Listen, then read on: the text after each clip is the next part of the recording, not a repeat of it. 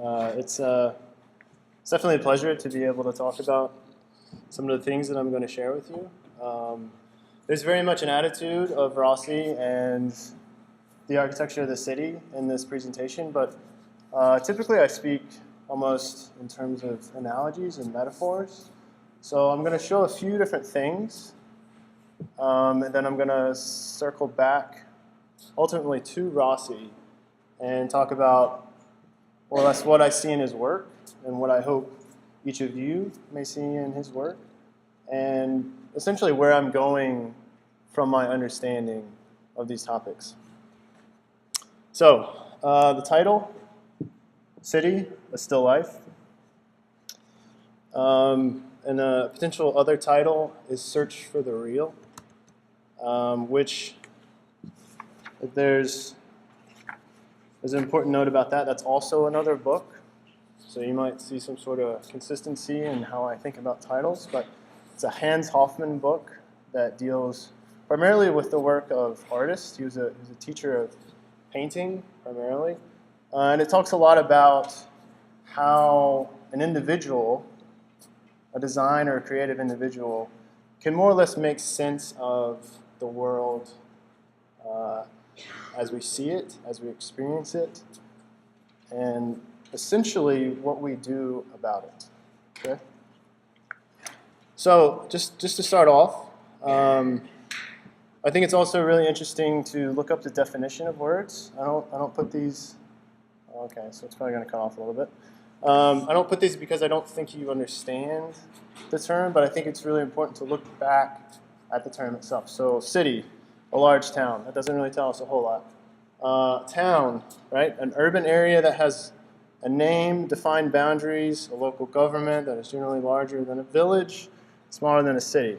Okay, again, doesn't really tell us a whole lot. Densely populated area. We're getting somewhere. Okay, so village, essentially a group of houses is an associated building, larger than a hamlet, smaller than a town, situated in a rural area. Okay, sure.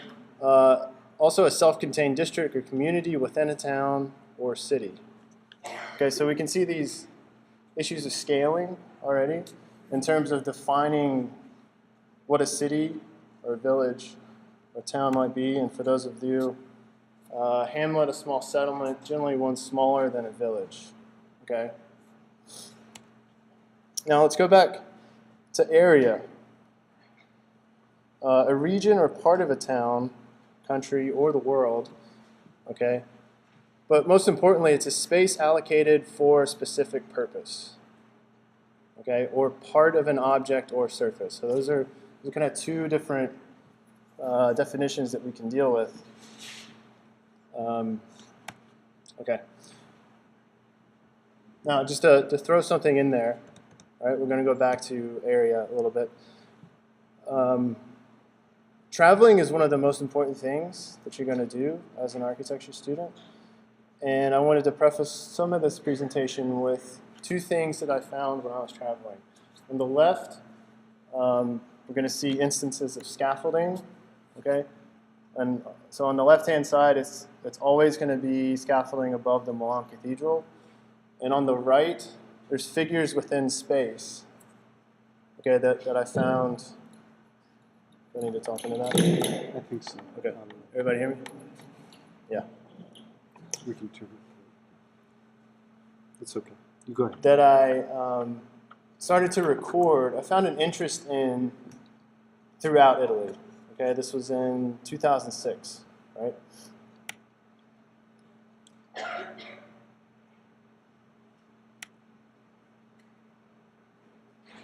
So both have a lot to do with space. Both have a little bit to do with the idea of area or the concept of location or place. So the Milan Cathedral being its own artifact within the city of very much significance, high level of significance.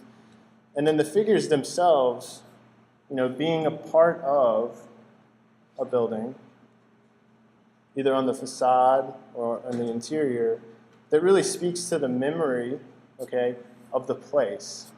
So for instance, a lot of these have to do with Florence. They deal with the historical figures of that city from a very specific point in time. All right, so on the left we have Brunelleschi, who is looking at is actually marveling at his dome in Florence. Okay, so there's this relationship between these figures that anybody can see, right? And you can start to unfold or unlock the history of a city just by purely walking around and asking the question, who is this guy, right? So we'll continue. An image essentially is a representation of the external form of a person, thing, or sculpture. Okay, so I know that's one of those words that's kind of talked a lot about in architecture, also in the visual arts, but it's really important in terms of this next project. So when I was in graduate school, we were asked to study, I'd say, like the new technology. It's almost a phenomenon. I could go a couple steps further and say that it's a simulation or a simulacra, okay? Because it's almost a one-to-one relationship with the city that is Google Earth. Okay, so it's kind of this really large enterprise. So for an entire semester, we were asked to study Google Earth, right? So I looked into the underlying structure of Google Earth, essentially how they take a number of images and essentially weave together different layers and different scales. Right? Everybody has the experience of this view, right? But if you zoom in, then you start to see more buildings, you start to see more and more information until you get to the street level, until you get to street view, right? At the time, we were also looking at Kevin Lynch's image of the city, which is another book that I think is just as important as Aldo Rossi's. And essentially what it is asking is, can we, or is there an image of a city? Or are there images to represent a city?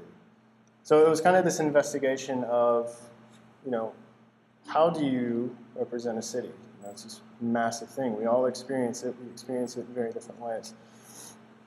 So I took on the task to try to create an image of New York City.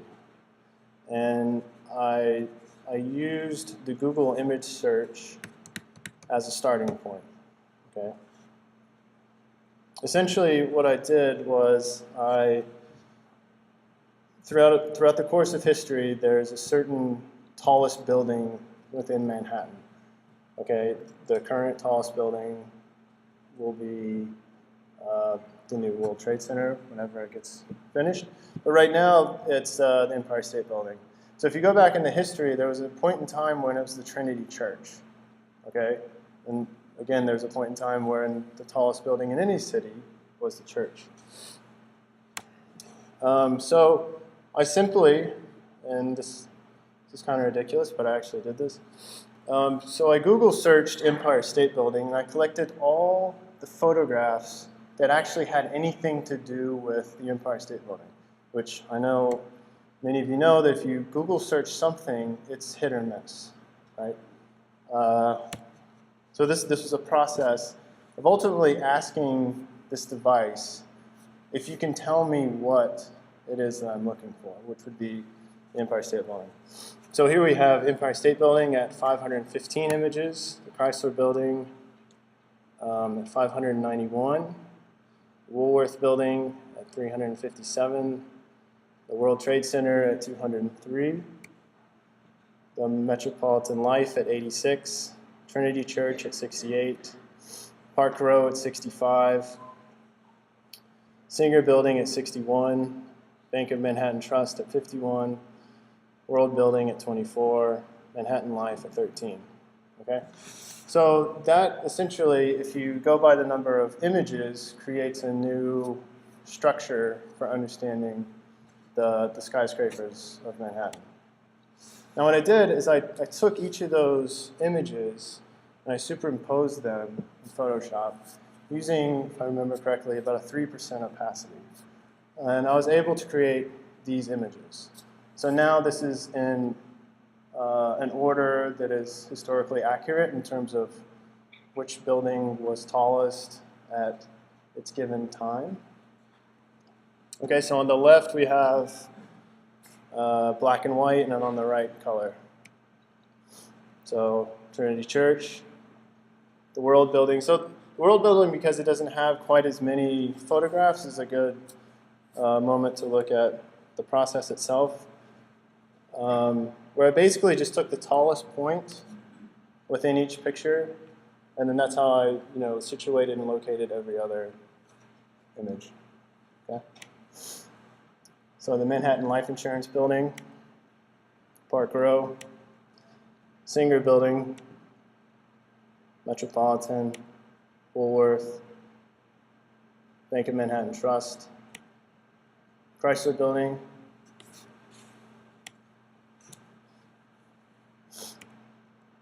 I'll go back to those.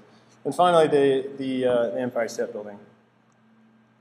So essentially, this is a process that ultimately got at a completely new way of looking at the city or representing the city or talking about the city. It's very abstract, yes, but I had no idea what I was going to end up with. So it was really something that just owed to the process. And then a couple other images of how you can start to document the city, how you can start to see the city. So on the left, just kind of a normative photograph. In the center, something that starts to blur, the context, the buildings that you see. And then on the far right, just a couple adjustments that deal with the atmosphere of the sky. And just to kind of contrast the image itself, but how one might be able to see the city from another building, from a taller point, and also from an even higher point, this is from the Empire State Building. Okay. And then we have a couple more from the Empire State Building, looking downtown on the left, and from the Empire State Building, looking towards Midtown. So looking towards these different areas. Okay. A little washed out, but I think you can get the idea. And then so this is a pairing where if you're actually occupying a building where you can photograph the building itself. So you're on the Empire State Building, and yet you can look at the Empire State Building, which might be kind of an obvious thing, but I think it's something that is very, very important to architecture. These moments when you're looking from one building to the next, okay, or moments when you're looking from one building to another space in that same building. Okay, a couple more. And then, yeah, finally, World Trade Center. So if we go back, I wanted to introduce the idea of space, which is essentially a continuous area or expanse that is free, available, and unoccupied. Or most important here, an area of land that is not occupied by buildings. Okay, so keep that in mind. Another project here. Probably try to hurry up a little bit.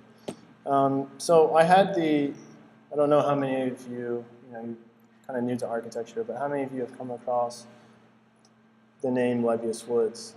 He was, I think probably the most common way to describe him is he was a visionary. But for me, he was a really great educator.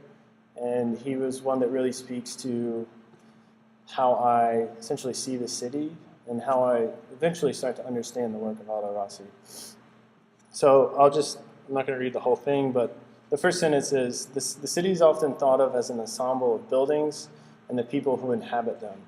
Okay? Establishing a particular way of living that combines the private and the communal. Okay?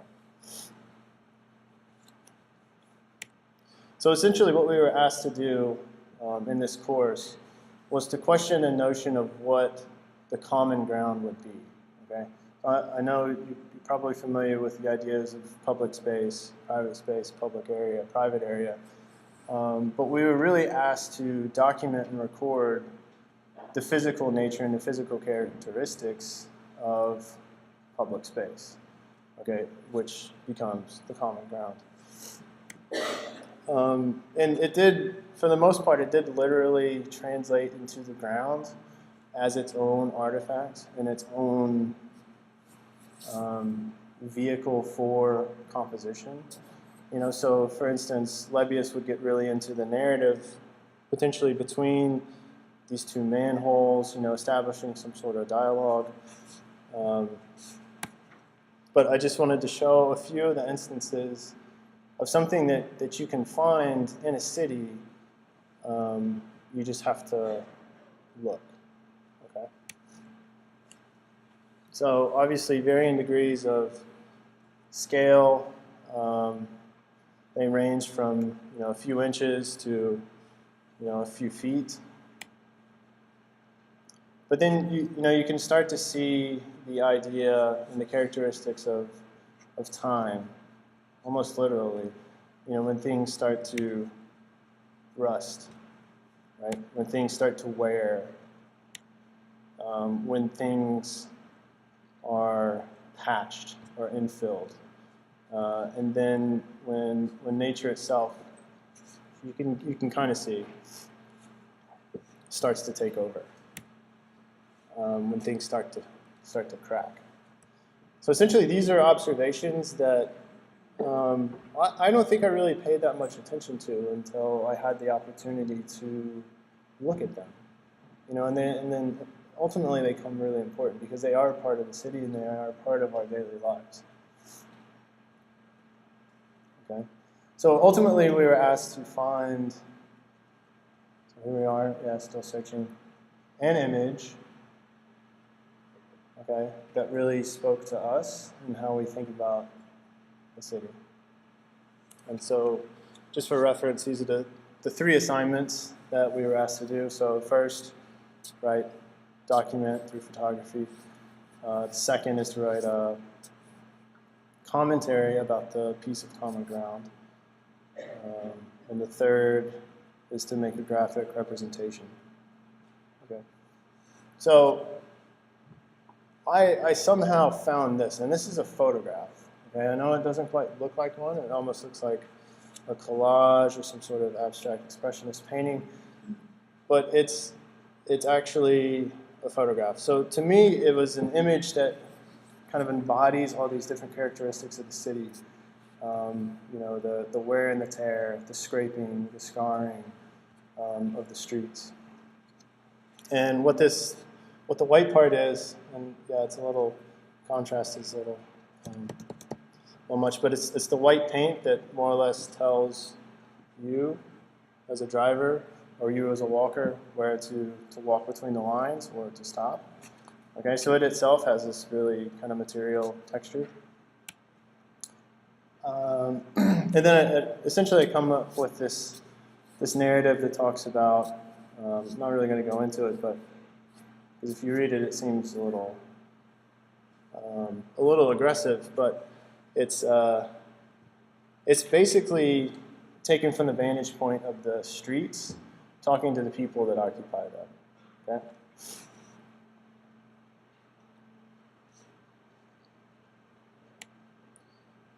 And then we were asked to come up with a response. So this is actually Photoshop. So it's altered in a way that deals with the original structure of the image. So essentially I just repeated a few of the elements to elaborate on the composition. Okay. And here we have finally the installation. And it also had an audio component, which was recorded directly from the site itself. Okay, so those are a couple things that deal with the city, and again, they're very somewhat metaphorical. But now let's get into this idea of the still life. So I'm sure everyone knows what a still life is. It's very obvious, right? So again, I'm not putting this here because I don't think you know. But it's a painting or drawing, and I found this to be rather interesting, the pure definition of an arrangement of objects, typically including fruit and flowers and objects contrasting with these in texture, such as bowls and glassware.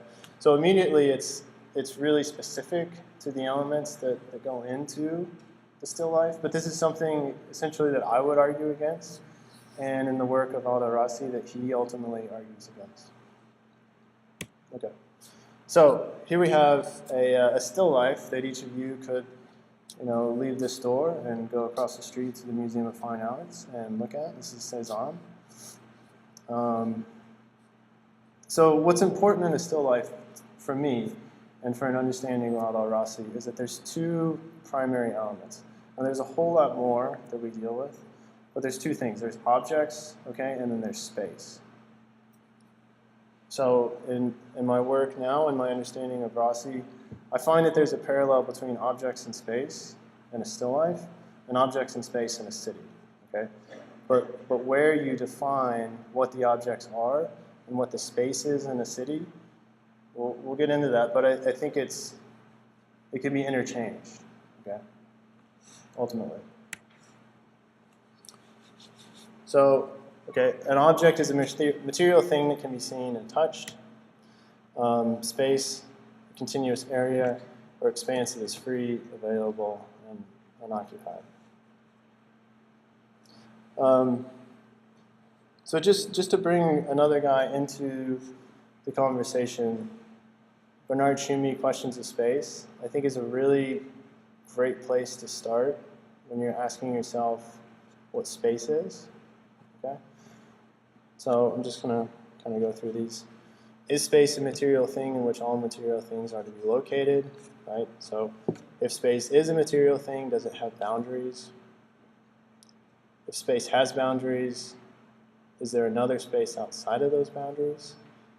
If space does not have boundaries, okay, so essentially you get the idea, right? So you're setting up a deductive logic in a way that starts to characterize what space means, okay? Because it's something I'm sure each of you have heard being talked about, or beginning to talk about in your own design projects. So then it deals with issues of infinity and, okay? So maybe if I go to this one, if space is an extension of matter, can one part of space be distinguished from another? Okay, so keep that in mind. All right? Space is not matter. Is it merely the sum of all spatial relationships between material things? If space is neither matter nor a set of object relationship between things, is it something subjective in which the mind categorizes things? Okay.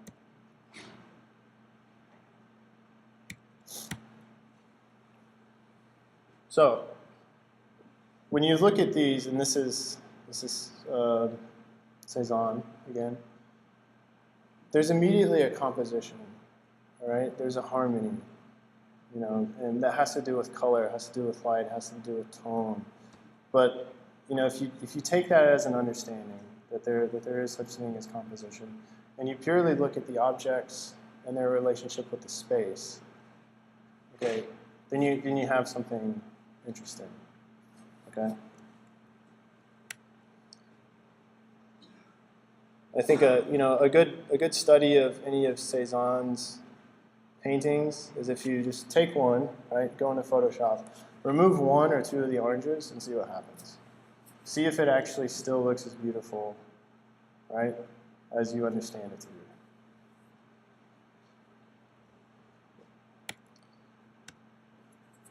So for a lot of these, there's three things that go into kind of a basic understanding of still life. There's the foreground, there's the middle ground, there's the background. Okay, and then within those, there's the horizon or there's the ground plane. Okay, in a lot of instances, it's a tabletop. Okay, so you have this flat surface, and then you also have a wall behind. That's incredibly dark. Go to the next one. Also really dark. Okay, a little bit better. Okay, and then you have the element of the tablecloth that starts to immediately become not only a ground plane, okay, but also a wall. Right. So then you have these elements, that are built into still life itself. Okay. And then you have the cups. So immediately you could start to assign, if you'd like to, associations between your understanding of the city. Right? You have the oranges, could be residential buildings. You have the buildings, taller buildings could be the cups. I don't know. That's up to you to decide. But essentially, if I'm just thinking as it metaphorically, it's not that you're going to derive architecture from this, but that you can get a better understanding of architecture from an analysis of these works. And then it leads me to Matisse, which then it starts to get really interesting. Okay, so still life. Right? So we still have the objects and we have the environment. We have the space that start to surround these objects. Okay? Now what starts to happen with Matisse is that he introduces a level of abstraction that in the world of painting we haven't quite seen before. It's very pre-Cubist. I'm sure each of you are familiar with Cubism, Picasso, right? But he starts to take certain liberties spatially. Okay, so that there is, when we look at Cezanne, and even he kind of messes with it a little bit, but he allows certain liberties between the shadows, between the light, between the foreground and the background, to start to slip between those boundaries, to make whatever used to be a boundary between middle ground and background, or between foreground and background, completely disappear. So that you start to get something that reads very flat. Okay, everybody know what that means? It starts to lose the traditional sense of depth. Okay, it starts to lose any sort of perspective. I mean, it still has characteristics of depth, it still has characteristics of space, but it's a completely new way, okay, of representing the still life. So, and you can even, purely look at it in terms of color. And, the fact that this is so dark, I think, does a good job.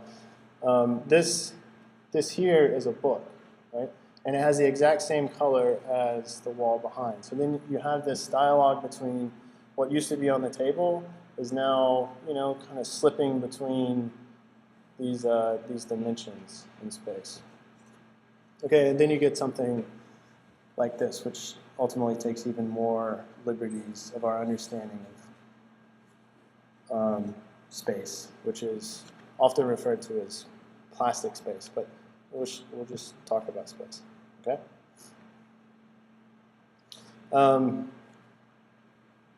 So, yeah, I'll kind of go through these. This was a project that I took on, and it's still in the works, but I was interested in ultimately responding to Cezanne and Matisse, and then after I show these, we're going to get into Rossi, but trying to situate what it means to create an architectural still life. And these are just kind of studies. Did these quite some time ago. But they have the elements that are necessary within a still life. They have the foreground, the middle ground, the background. They have objects and they have space, but that's it. Right? That's purely what I'm interested in.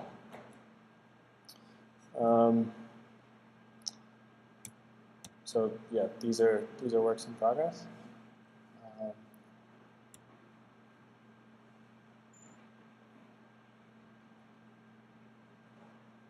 Let's go through these. Sorry. And then we're behind. Okay, so now we have Rossi, okay, who is one of the architects that a lot of critics have respect for. And I'm still trying to, I'm really biased, I like Rossi, but I'm still trying to figure out why that is. what it was that he's so commendable for.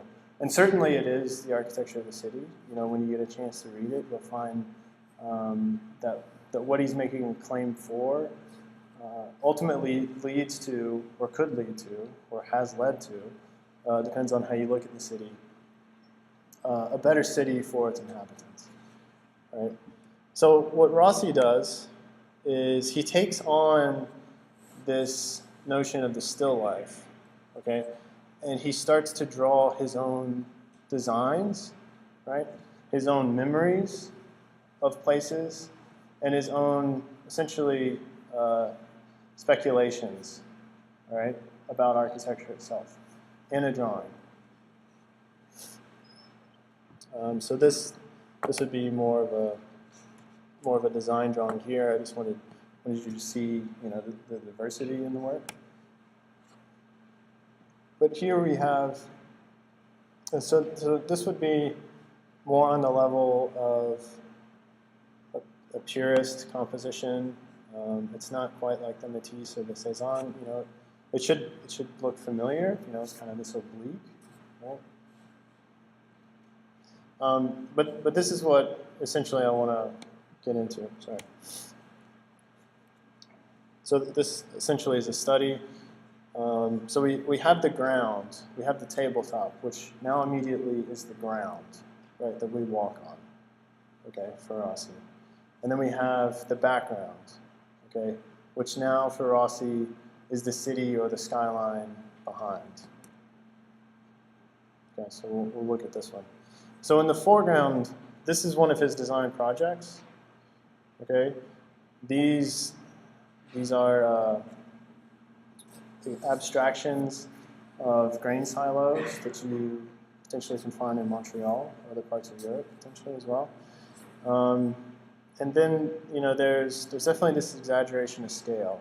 Okay, so he's representing what he's working on mentally, but he's also showing you what he's interested in.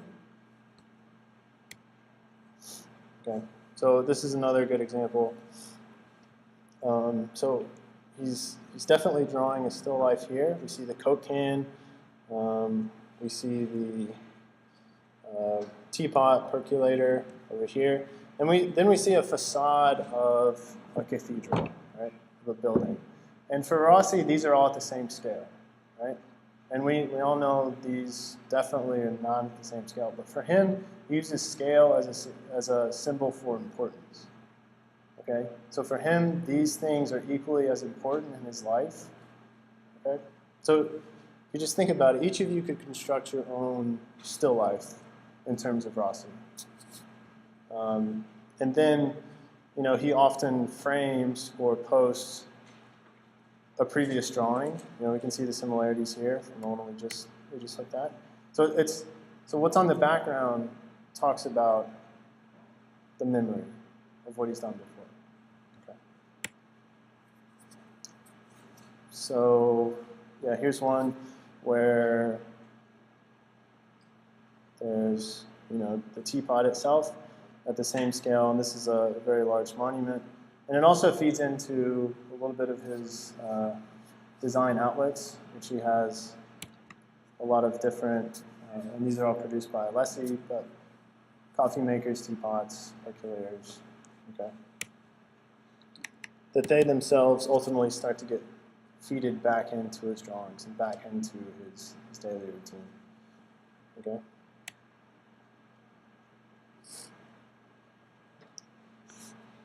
But then here we have drawings of postcards, of books, of places from the past that he's been before, that he's really bringing into the present, by doing this drawing.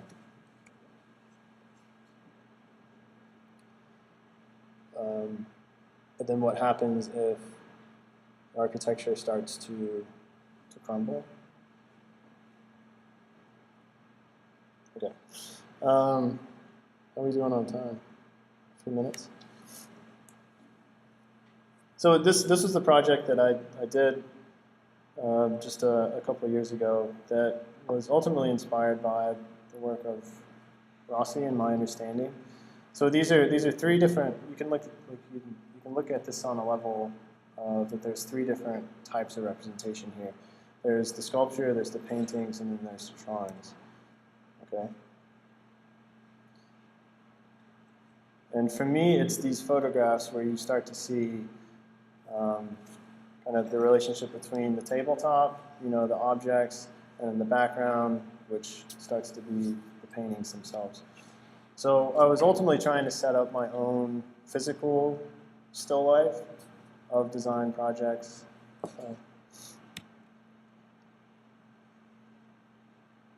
Trying to make the connection. Maybe it's there, I don't know. Okay, so lastly, yeah, good. And yeah, maybe this is a good time to mention the moral of the conversation.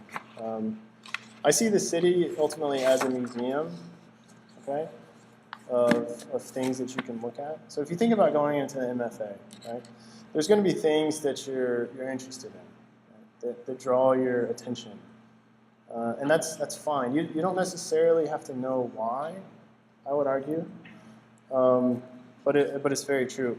And what architecture essentially does is it allows you to record, okay, the observations that you feel are important.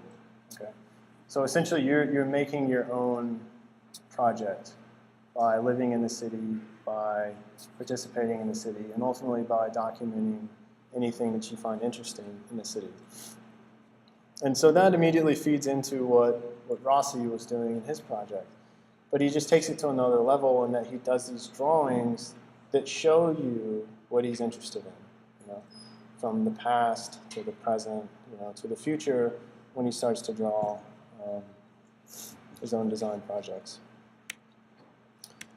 So my most, I guess, recent project since I've been here, I realized that I was showing a lot of New York stuff. I didn't show anything of Boston, of the place. So these are some works by Ellsworth Kelly, who is actually known to have visited the Carpenter Center while Corb was still alive.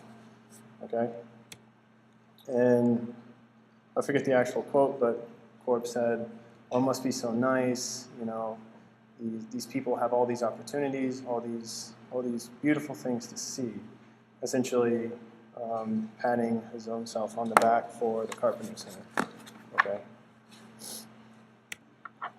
And the work of Ellsworth Kelly, yeah, you might look at this, it looks really abstract, but he derives these forms from the world, okay, from the city, from observation. So then I asked myself, okay, well, what is it that Ellsworth was looking at?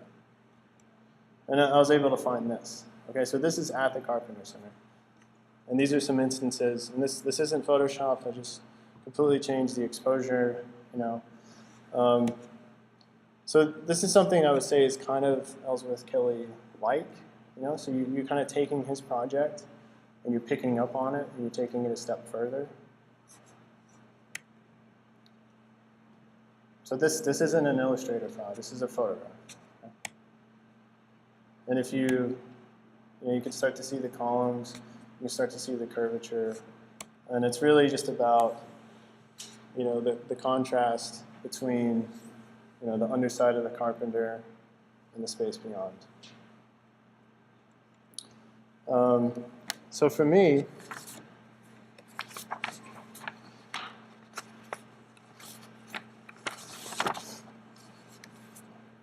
and for Rossi, it's important to make a distinction in the city of what's objects, okay? Because it's not necessarily the building, okay? In what space, because it's not necessarily the ground that you walk on or the atmosphere that you occupy.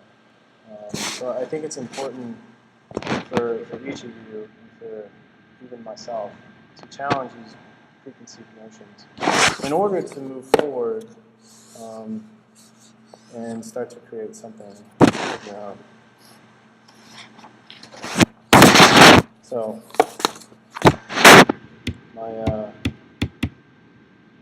tagline for the lecture would be to record observations first and then ask questions later.